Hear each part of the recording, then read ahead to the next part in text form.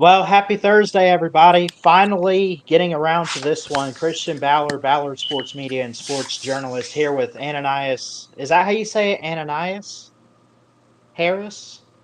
I just want to make sure I'm saying it correctly. So Can you repeat yourself again? My bad. I was just making sure I said your name correctly. Ananias Okay. Harris? Yeah. Perfect. Yeah. Perfect. Yeah, that's how you say it. Awesome. Awesome. So we got you on here, offensive tackle for 2026. I understand you have been recruited by a couple different schools and everything.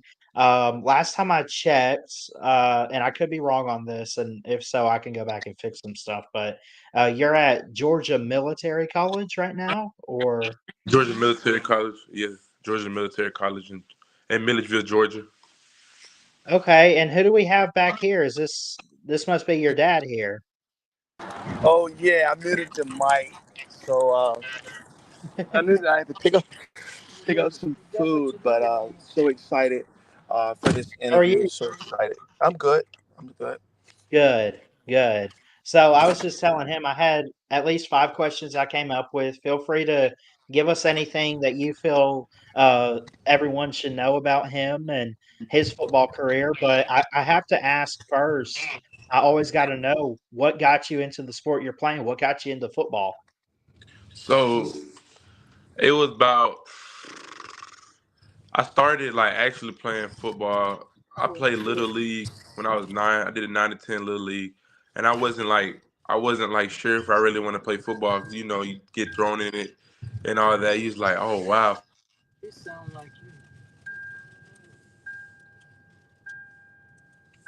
I think we lost Ananias.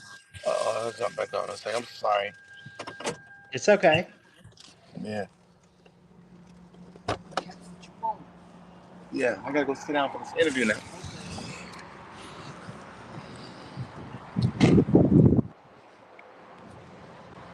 You should log back on, right, Christian?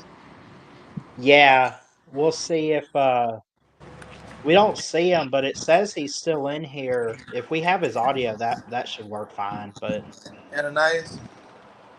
are you there, bud? Ananias.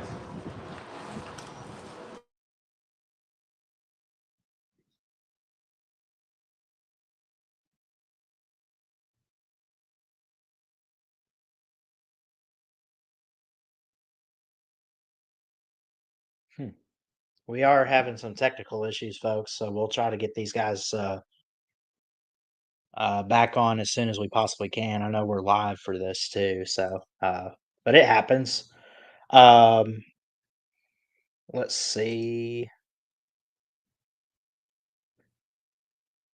It's not something on my end, is it?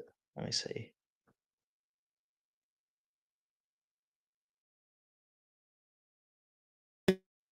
Coming in, you look more professional. Laugh. I think I got you. I think I got you back, but it looks like he left. So we'll see if we can get him to rejoin. He's coming right back. Yeah, he's coming right back. I'm gonna Okay. log off, but I can still watch it on your page, right? Yes. I can Just still go to watch it on your Ballard Sports page. Media on YouTube. Yes, sir. I got you. Also, I just wanted to tell you, I remember I was in Ohio, and he called me. He Yeah. was so excited when he was playing Little League. He was like, "Dad, I just had a sack. Dad, I just had a sack." That's amazing. I know you'll edit that. Thank All right. So I didn't really have much planned other than questions. So we'll see if we can get Ananias back real quick. Um,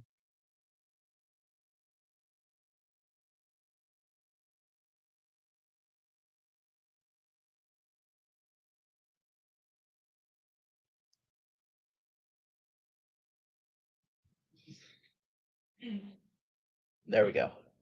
I Hey, buddy. apologize. Nah, Man. man, you're good. Yeah, you're good.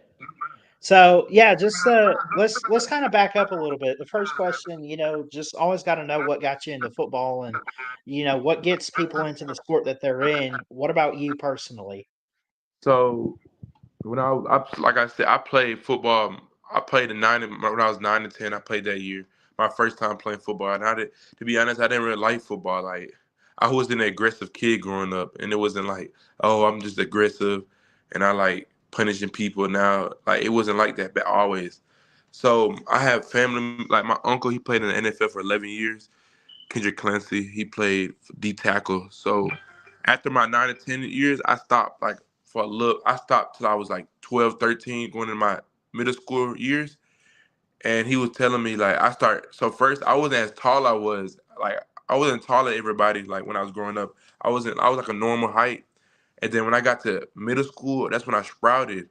And my uncle was motivating me, telling me, "You got the size. You can go big if you just put down the work." So I used to go work out with him, do little workouts with him, train with him, all like that. So then I was like, okay, if I'm doing good in training and I put this together with my height, I might can be something one day. So I played football my middle school career, and I started being real good at it. And then I started loving it. So then I got to high school, and I started being real good at it. Started blowing up my recruitment, and then I was like, yeah, I really want to do this. Like I really want to play this because when that first time, my ninth grade year, like when I started falling in love with it, and that first pancake, that first hit, that sensation, that feeling, like is the best, one of the best feelings I ever had. So now it's like that's why I love that feeling so much. Where I just want to keep this going and keep on trying to make it to the next level, next level. So that's when I really like my ninth grade year after my getting my first cake and working out with my uncle and all that, my first pancake. I really enjoyed playing football, and I really like. I was like this for me. Awesome, man. And I noticed too on your 247 page, at least what they have listed for you, two offers are two offers listed for you so far. Samford University here in Alabama, which I've been to that campus, very beautiful. Southern Miss in Mississippi.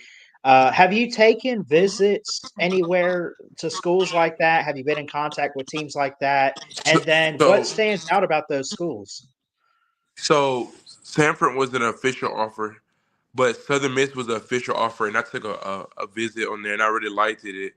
And I was so my recruitment was kind of like on the weird side. So I got a full scholarship from Southern Miss, and Sanford was going to offer me, and a lot of other schools in contact, like Central Arkansas, Arkansas State was going to offer me. It was a lot of like iffies, but I had Army offered me. So now after I switched, so I thought so okay. So one I had an official offer from a JUCO junior college, Hutchinson Community College, a great offensive line coach, but he's gone now. His name Coach Phil Searcher. He hit me up when I was in 12th grade, like that January, like when my recruitment was going slow. Like I didn't think I was getting more offers. My big one was Southern Miss, and that was the plan going to Southern Miss, balling out. But then he hit me up telling me that if I go there and I get developed, I got power four, power five, like talent. And he was like, he believed in me. I can come be a day one impact to the team. And I was thinking about the JUCO routes. Like I was thinking, like last chance you. Oh, the JUCO is. I don't want to go JUCO. Like, and he was telling me a lot of players on the team was hitting me up, telling me like it's not what you think. You can come here get developed. So I was doing a lot of praying and thinking like, is this the right move? Should I just go to Southern Miss? So when I committed to so I decided to commit to JUCO, Hutchinson Community College, and then everybody stopped like talking to me for a while. To I had a good true freshman in spring. When I got there, I had a true freshman year. I had some good highlights, and then I had a good spring, and I started getting offers from. I got off my biggest offer right now. I had with FAU, Florida Atlantic. I had got um, FAMU. I had got a lot like some small offers, and that's what I got as of right now. So I'm glad I took the JUCO route, and I think it's like it benefited me the most of getting developed and still having the extra years I'm getting now. So if they finalize everything, so yeah, that's what my recruitment and everything been going on. Well, sounds like you've had quite the journey so far, man. And I have checked out a couple of your huddle film a little bit, and you look like you can play the game pretty well, man. So I do have to ask because obviously we've been in contact this last week and everything, and this is kind of something that I always ask, just as a Christian myself. But talk about your faith in God and what He's meant to you and your family. Okay, so as you can tell, I grew up in a great household. My dad a pastor, my mom's like we all like we instill like Jesus in our life and like our relationship with Jesus. But since day one, I'm not a preacher's kid where like they enter the world and they turn like terrible, or they just not like their faith is not as strong. When I since day one, I always was so like my faith was so strong since day one, and my parents was never like my dad a pastor, and he never like forced it on us to like, oh, you gotta go to church, you gotta believe in God. He wanted to like see if we can be our own people and like see if we can know God ourselves and have a relationship with ourselves. So since day one, since going through high school, since middle school, since right now my second year of college, like day by day, I've been having faith in God, praying. I've been doing what I need to do, like as a person, like talking to God every day. Like my faith is really strong. That's what carried me this way. Like all the doubt, all the people that didn't believe in me, all like a lot of like stressful moments, a lot of like negativity, a lot of like not believing in myself in certain aspects or certain like situations, I always leaned on God, and God like I always had an answer and always had a door I can go through. So I believe in God with all my heart. That's my number one. Like football can get taken away from me, and I still God is still there. God is still what I think of Him right now. Like even if He take football from me, I still believe in God 100%. I still have my faith. Like if God don't want me to play football no more, then He don't want me to play football no more. It's His path for my life, whatever He want to do, and that's what I think. Like that's what I believe in, and I love God. And yeah, That's awesome. I do have to ask too, like, sometimes I see where football players that have like belief in the Lord, like, man, they lean on that. And like, I know, like, even Tim Tebow, who's very strong in his faith and everything, quarterback for Florida back in the day. And like, is there like a verse or something maybe that you pray over, that you kind of recite to yourself before you take the field? Is there a certain verse in your life that kind of carries you through?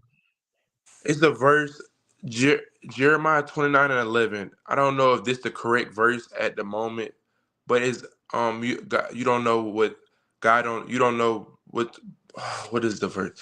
It's I have it written down. It's on my lock screen, but it's you don't know like the things like going to happen, but God got a plan basically for your life. Like you don't know like the plans He got. Like you don't know the plans He got. But you got to trust in God. That's Jeremiah 29:11. Yeah, it's I know some scripture myself. That's one of my verses, man. It's for I know the plans that I have for Yeah, you, and says for the you, Lord, plans to prosper and for give you a you. future and a hope, man. And that's a good That's verse to have, especially on a path that you have, trying to be this next level football player and everything, man. I think that's really really cool, man. So, but talk to me about some of your playing, man. Like, I got to ask you. Um, Kind of a two-part question. I'll go ahead and ask the first one and get an answer real quick, but what athletic skills for you personally make you best suited to be an offensive tackle, on the next level? okay. So I feel like I got a great offensive tackle for the next level. Just me personally, just me, just going and talking to people and like having their opinion. First of all, my arms are, as a being an offensive tackle at the next level. I feel like it's not mandatory because as you could tell, watch a lot of football. So one of my favorite offensive tackles in the next level is Will Campbell. He offensive tackle for LSU. He he like basically like the best tackle in my opinion in the NFL draft this coming year. But got recorded as the shortest arms in the NFL draft, the NFL combine. So, but that like having long arms and short arms don't really like if you're a baller, you're a baller. If you got the size, you're a baller, and you're gonna like make numbers. Like you're gonna have people watching like Will Campbell, he got the shortest arms. But as me, I got one of the longest arms on my football team. As offensive tackle, it's good to have long arms so you can have an extension. And I'm 6'7" with long arms, and I feel like I got a great bend and quick feet to stay in front of my defender with good hips. So I feel like I'm a good prototype. Not even just on the field, but I feel like off the field, I have a great mindset of getting my classwork done, getting what it need to be done off the field as on the field, and I'm a team leader, and I got that dog mentality. The dog mentality, that's awesome, man, and I've always wondered too because, like, me and my buddy Matthew, who I co-host a show with, we just talked to an offensive tackle, and I'm kinda curious if I'll get the same answer here, I'm not sure.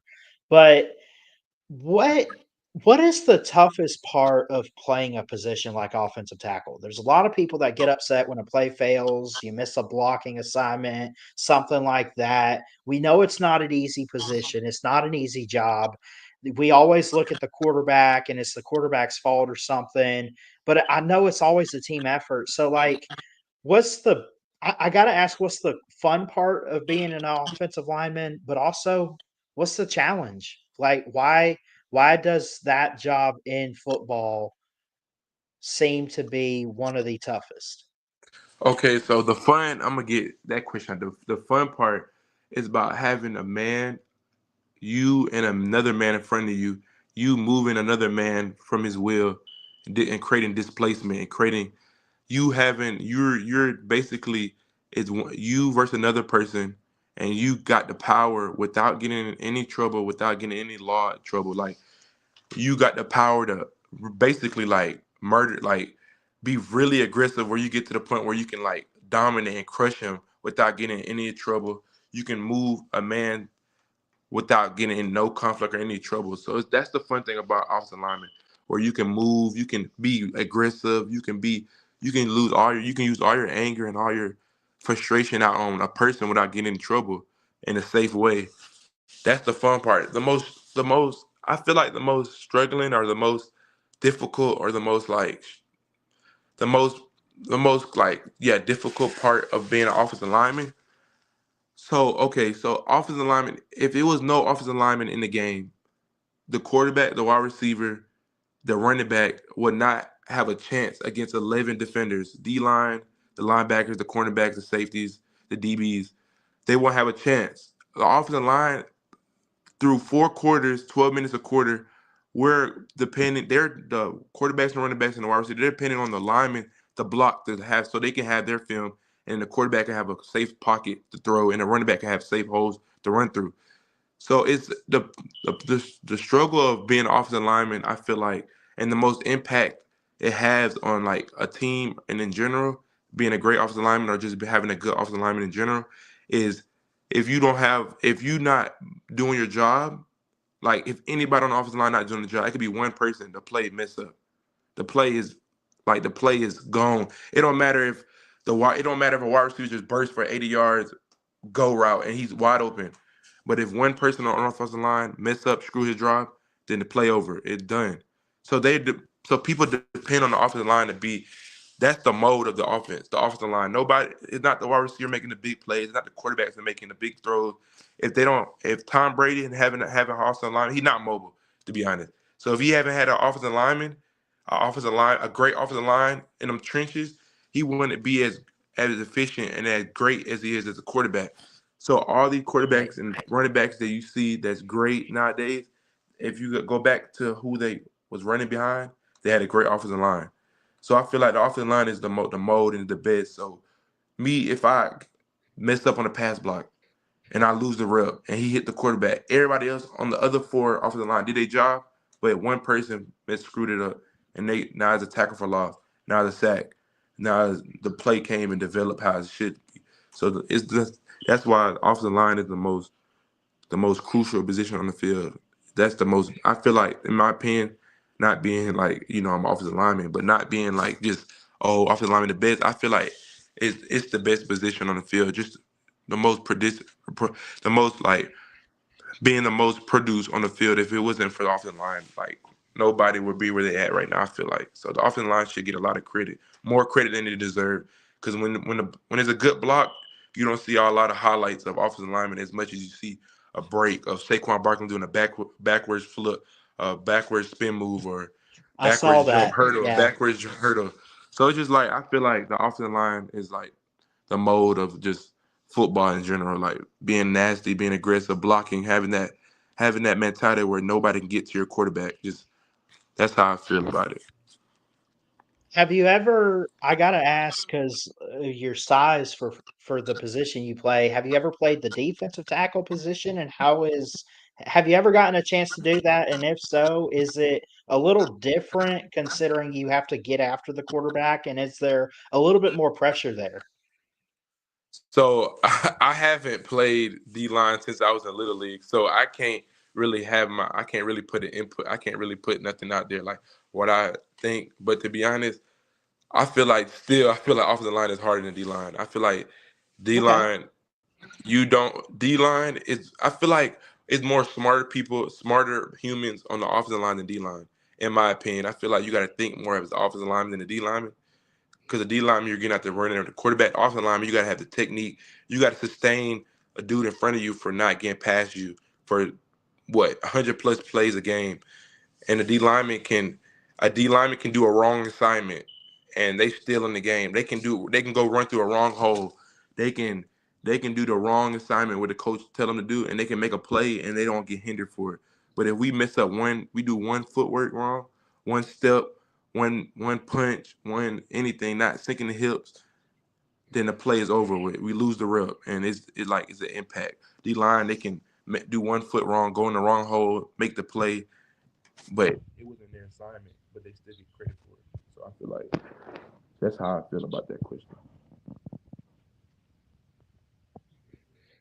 I gotcha, man. I did ask your dad. I had asked him about film. And I don't remember if you had sent it to me or not, but because I had the only stuff I could find, because I love breaking down film, the only stuff I could find was like from 2022 or 21. And he's Yeah, like, nah, he don't want to break that down. yeah, that was when I was like a 10th grade junior. But I Right. have film, but I didn't upload it on Huddle. I used to just send it as a. Okay. So that's the I should have uploaded on Huddle, but yeah, I have. Yeah, I haven't uploaded on Huddle, so I Oh, should have that's I fine. should have. Yeah, man. Like, is there like when you watch your film though, I will ask that since obviously, we can't really go off of much to look at together, but like when you watch your film, when you watch yourself back and you play, like is it true what they say that you're your biggest critic when it comes to football and stuff like that? And then when you watch yourself, I know I think yeah, brought up like LSU's Will Campbell, who's going to be in this year's draft, but like who do you remind yourself of as far as maybe a guy out there that's played the offensive tackle position? Who do I like see myself playing as? That's what you mean to say? Like who do you think I Yeah, like when you watch yourself, is there an offensive tackle from a certain school or the NFL like that you say, "Man, I did that just like so and so." Like who do you like look at? so my so I got two like I said, I got my favorite offensive linemen. Like no, I feel like nobody can really compare. I'm not gonna talk about Trent Williams because he the greatest right now. But like somebody Mhm. that I really like embrace and like really like study and really like want my game to be after. It's first Will Campbell because I just feel like he's just a great overall player. He can do pass and run. But in the NFL, Laramie Tunsil played for Houston Texans, but now he got drafted. He got traded to the Washington Commanders. I feel like I be wanting my game. I know like everybody different, everybody play different, but when I look at my film, I look at it like I want my film to be as good as what the greats film used to be like how they got to the where they at right at how they got to where they at, like their film, like what am I doing? What do the coaches look at their film and they break down and see like what made him become so great, and what can I do to make me become as great as him or as a great offensive tackle. So I watch him a lot, and I want my game to be him because he's flexible. He got quick feet. I feel like my Mhm. size and his size are we got good comparison. So I used to like like you said your biggest like yourself is your biggest critic. Like when you look at yourself and you're not looking as how you want to look at that game, like you play a game and you know you didn't play as your best, and you watch your film, you're like, oh, that play I could have did better, or that play could have looked like this, that play, and then you get to overthinking and you get like, oh man, I could have did better. So I feel like, as you said, like Larry Tunsil is someone I like look at, like I want my film to look like. And it's like when I look at my film, it's like it's always what could I done better? What could a coach I look at my film how a coach would look at my film. Am I getting 100% effort? That's one. Is my technique down pat? That's two. Am I looking like I want to be on the field and be at that particular, like am I looking like I want it? And like do I got the dog? So it's like when I break down my film, watch my film, I watch it as an aspect if I'm a coach. Do he want this player? Do he want Ananias? Am I a good product to put out there? Like, am I a good person? Am I a good player to be like put out there? Like, it's a lot go through my mind when I watch my film.